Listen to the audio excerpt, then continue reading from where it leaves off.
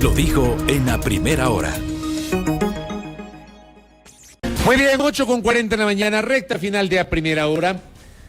¿Cuál fue la incidencia de las redes sociales en el contexto de estos 18 días de paralización, de protestas aquí en el Ecuador? ¿Podemos hacer una comparación con lo que pasó en octubre de 2019? Le pregunto a un especialista en la materia, Cristian Espinosa, quien es consultor y además la cabeza de cobertura digital, capacitador y entendido en el manejo de redes. Cristian, bienvenido, buen día, ¿cómo estamos? Bien, gracias Fabricio, muchas gracias siempre por estar en tu espacio. Gracias, Cristian. A ver, ¿cómo evalúa Cristian Espinosa estos 18 días de movilizaciones y la incidencia que tuvieron las redes sociales? Mira, un primer punto que yo quería dar a conocer y destacar es que es curioso que mientras los políticos llegan a acuerdo, se ve que la gente en redes se bloquea, ¿no? Y este me parece un primer punto a destacar, ¿no? ¿Por qué? Porque básicamente cuando la gente evita, gente que piensa diferente, lo que está ocurriendo y lo que ha ocurrido es que se profundiza el efecto burbuja que nos da las redes sociales, ¿no? Cuando uno bloquea usuarios en las redes, lo que hace pues es seguir solamente a la gente que piensa en forma diferente. Y lo que hemos visto después como primer gran balance de este es lamentablemente una profundización de la polarización y una profundización de ese efecto burbuja. ¿Qué significa el efecto burbuja, Cristian? Que básicamente las redes pues nos juntan con personas con las que pensamos en forma parecida. Y pues eso lo que hace es profundizar el sesgo, ¿no es cierto? Si tú piensas de una manera, de una sola manera, y solo tienes gente que piensa de manera igual, el reto en las redes sociales pues no está en hacer a un lado a aquellos que piensan diferente que tú, sino más bien en conseguir que gente que piensa de manera diferente, poderle hacer ver tu lado. Y ese es un tema que lamentablemente también en esta coyuntura no se vio. Por el otro lado, sí hubo una cuestión interesante, Fabricio, y es, en cambio, cómo TikTok se convirtió por primera vez en la plataforma, en una nueva plataforma de las breaking news ciudadanas, ¿no? Esto es algo que no se había dado, por ejemplo, con octubre de 2019, hablando de los comparativos, ¿no? Por primera vez pudimos ver gente que a través de TikTok hacía transmisiones en vivo desde diferentes puntos de vista. TikTok justo en esa posibilidad de que nosotros podamos encontrarnos con un nivel de inmersión desde transmisiones que yo veía que hacían. Cosa que no pasó en octubre de 2019. En octubre de 2019 no había TikTok todavía, por ejemplo. No, había, pero no tenía todavía esa influencia. Las breaking news, las transmisiones en vivo estaban por Facebook, estaban por Twitter, pero sobre todo tú no veías gente, digamos, que hacía una especie de inmersión desde su punto de vista, como por ejemplo, todas las marchas del movimiento indígena se transmitieron por TikTok, pero también después empezaron a aparecer gente de la policía que hacía sus propias emisiones en vivo, inclusive había militares que hacían también transmisiones, y podíamos ahí, por ejemplo, tener esa posibilidad de espacio diferente, ¿no? De tratar de hablar de esa empatía que tanto se habló en esto, que al final no se pudo conseguir, pero ahí hubo, digamos, una oportunidad de intentar hacerlo. Hubo, digamos, viralización, como siempre, te pregunto, Cristian, de noticias falsas. Sí, claro, lamentablemente, ¿no? Ese es otro, que es una consecuencia de lo que estamos diciendo, ¿no? Si en octubre ya vivimos ese tema, y luego hubo la pandemia, una infodemia además muy fuerte. ¿Qué pasó? Mayor conciencia de que somos agentes de desinformación, sí, pero ¿qué hemos aprendido? No, lamentablemente, no hemos aprendido todavía muy poco sobre cómo diferenciar. Si es que, y lo que se está dando más bien es que pienso en este paro, se dio por una mayor incertidumbre de quién creer. Es decir, ya la gente si no sabe a quién creer, porque tienes tanto nivel de desinformación que al final, y además en tiempo real que necesitas, que no sabes a quién a quién realmente darle tu credibilidad. Pero además otra cosa, que la gente muchas veces no sabe a quién creer, pero igual comparte, que es otro problema, ¿no? Si yo no sé a quién creer, ¿qué tengo que hacer? Una actitud crítica frente a lo que consumimos, ¿no es cierto? No compartir información si no sé realmente cuál es el origen, si es que esa información es falsa, ¿no? Pero la gente igual comparte, y eso hizo que igual en este paro circule cantidad de desinformación, además desde gente impensable, ¿no? Por ejemplo, cuando vemos esto desde fuentes oficiales que muchas veces también caen en la desinformación, o periodistas o medios, eso aún afecta mucho más, ¿no? Esa parte te iba a preguntar porque es muy complejo, ¿no? Se supone que los periodistas debemos ser muchísimo, infinitamente más rigurosos que el común de los ciudadanos por nuestra propia profesión, por la responsabilidad que tenemos y por precautelar nuestro principal activo, que es la credibilidad. El problema es cuando nosotros fallamos, cuando cometemos errores, cuando no reconocemos que nos equivocamos y viralizamos noticias falsas, y se ha dado ese caso. Y claro, el otro día alguien me preguntaba, bueno, pero si los periodistas también cometen errores y se suman a esta ola de viralizar noticias falsas, alguien me preguntaba, ¿en quién creemos? ¿Qué hacemos? ¿Cómo saber que esa noticia que publica el periodista o que publica el medio o que publica la fuente oficial es realmente la realidad de lo que está pasando, Cristian? Sí, por eso justamente es que si hay hoy algún valor que puede tener a nivel periodístico, cualquier marca, y hablo también no solo marca como medio, sino como marca personal, es la credibilidad. Y el problema es que cuando un periodista o un medio falla a su audiencia en la difusión de información no verificada, muchas veces por apuro, a veces, ¿no? Por inmediatez, pero también en otras por temas de inclusive protagonismo, ¿no? Querer ser el primero que tiene la primicia. A veces también se nota, lamentablemente, en ciertos casos, temas también este tema del sesgo, ¿no? Muchas veces también uno por el sesgo o por la emoción, publicar una información que después resulta no verificada. ¿A quién afecta eso? La credibilidad del periodista, la credibilidad del medio. Cada vez que tú publicas una información no verificada, lo que pones en juego es tu credibilidad, y ese es el mayor valor de un medio y un periodista, y por eso es que pues debemos tener justamente ese cuidado quienes manejamos la información, y ahí es donde la gente pues empieza justamente a seguir solamente cuentas que pues cuadran con la manera en la que piensan, y eso justamente provoca mayor desinformación. Frente a eso te insisto, ¿qué recomendar a los internautas, a la gente que busca información válida, verificada, contrastada, veraz en las redes? Ya, entonces, a partir de que no te dejes llevar por tus sesgos, ¿no es cierto? Que no te dejes llevar por tus sesgos, sería hacerte de un menú lo más abierto posible, ¿no? En las redes. Es decir, tú no puedes ahora simplemente tener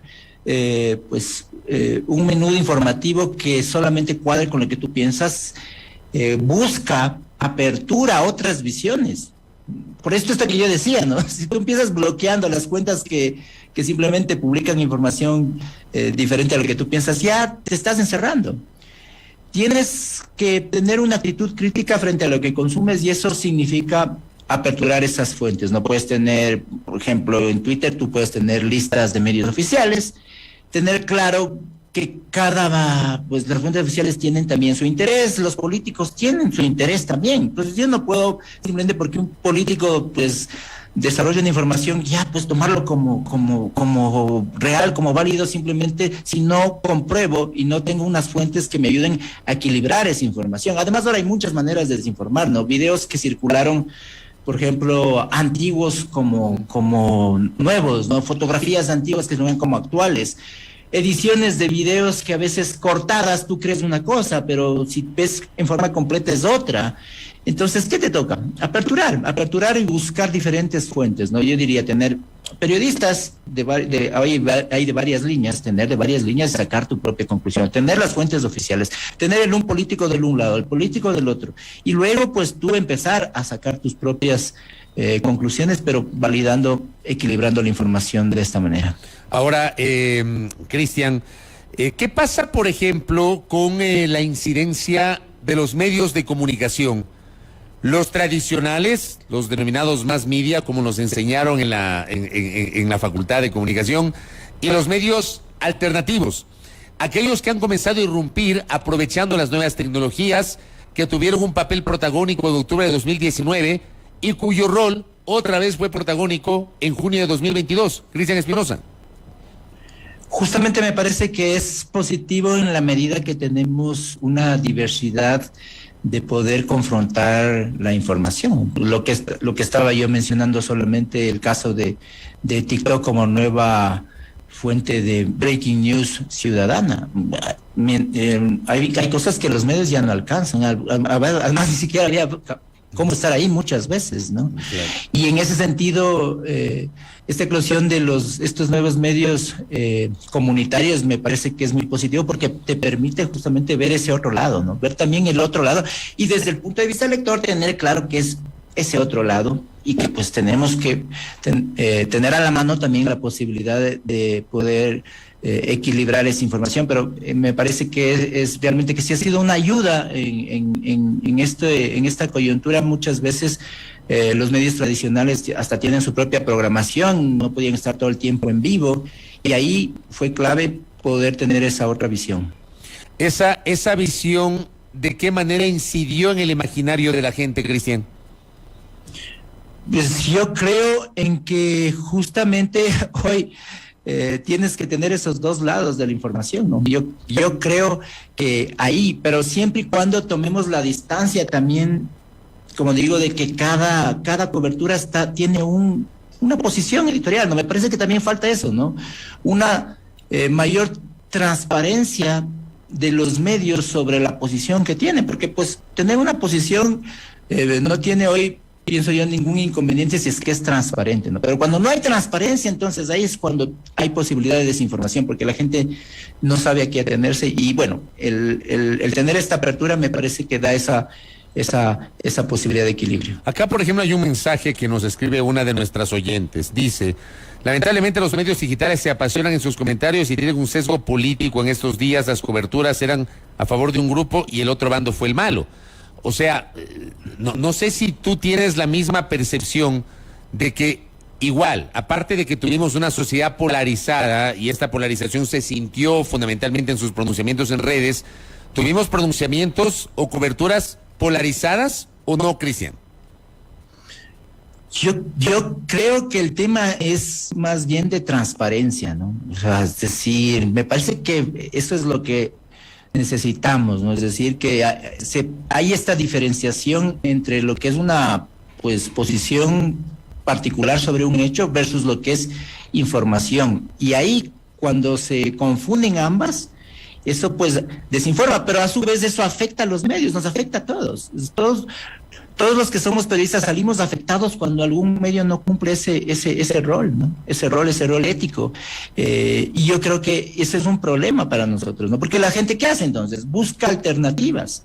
Ya, de hecho, en un estudio que se hizo recientemente con Reuters, la gente prefiere muchas veces hoy seguir marcas personales, periodistas, que seguiría los propios medios, fíjate, porque sabe que a veces los medios tienen también presiones internas y prefieren seguir a marcas personales. Pero hay otra posibilidad de riesgo, y es que muchos siguen marcas personales que nuevamente solamente cuadren con sus sesgos, y al final puedes también terminar desinformado. Por eso también la importancia de tener una actitud crítica personal, ¿no es cierto? De deslindarte de esa parte emocional y aprender a informarnos, ¿no? Es un nuevo tipo de realfabetización digital que necesitamos hacerle, que es urgente, y que, bueno, por lo menos los medios estamos llamados a cumplir ese rol para no perder la credibilidad, que, como digo, es el mayor valor. No perdiste la credibilidad y pues en ese instante quedaste neutralizado. Hay una frase que a ratos hay colegas que la publican, ¿no? En su perfil de redes. Dicen: soy fulano de tal, trabajo en el medio no sé cuánto, hago tal cosa, mis opiniones no representan al medio en el cual trabajo y son personales. A mí siempre me ha chocado mucho eso, porque no creo que te puedes desdoblar. Yo te pregunto si hay tal, si puedes manejar eso. O sea, publicar que trabajas en tal parte, pero que tus opiniones son personales. ¿Eso es posible o no, Cristian? Eso es, cuenta personal, que es ese criterio de que es personal, pero hacia la gente, hacia la audiencia, siempre lo personal y lo profesional van a ser uno solo, ¿no? Entonces, eso es igual un error, ¿no? Hay gente que tiene cuentas personales o abren otras cuentas y aquí está mi parte personal, ni en el Facebook es personal y lo profesional siguen siendo uno solo.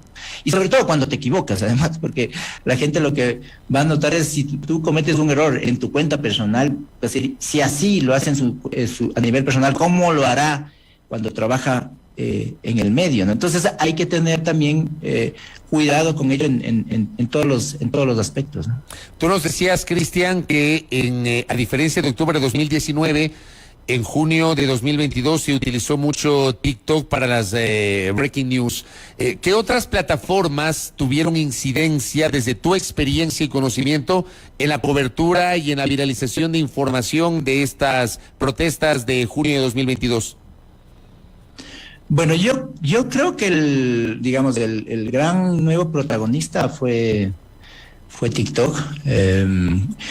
Sobre todo me llamó la atención que no era gente, como todavía algunos piensan, no era gente joven la que estaba transmitiendo en vivo.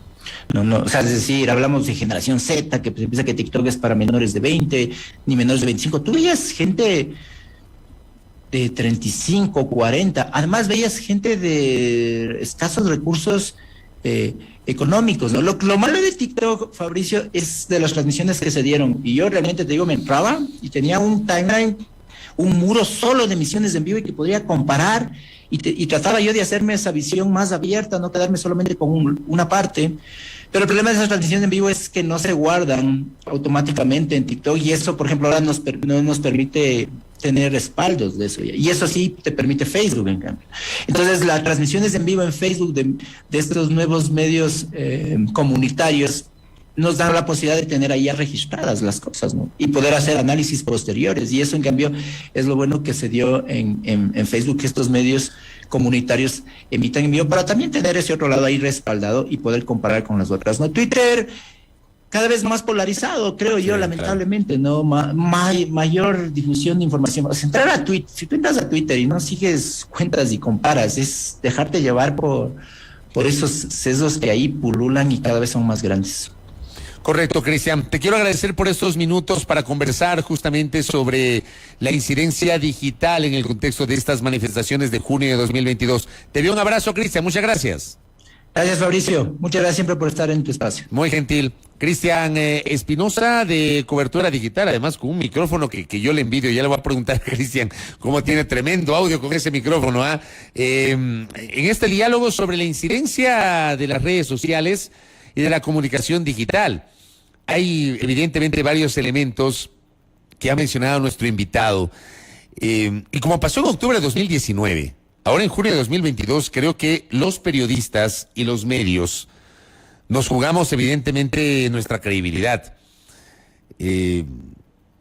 sobre lo que decimos, sobre lo que informamos, sobre lo que opinamos.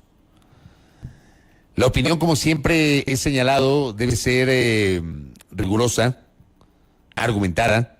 No puede ser imparcial la opinión, tampoco puede ser objetiva, pero sí puede ser seria, responsable, respetuosa, real, rigurosa, evidentemente. Y las redes son un espacio en el cual esa opinión debe ser todavía muchísimo más respetuosa de estos presupuestos y de estos códigos que estoy señalando.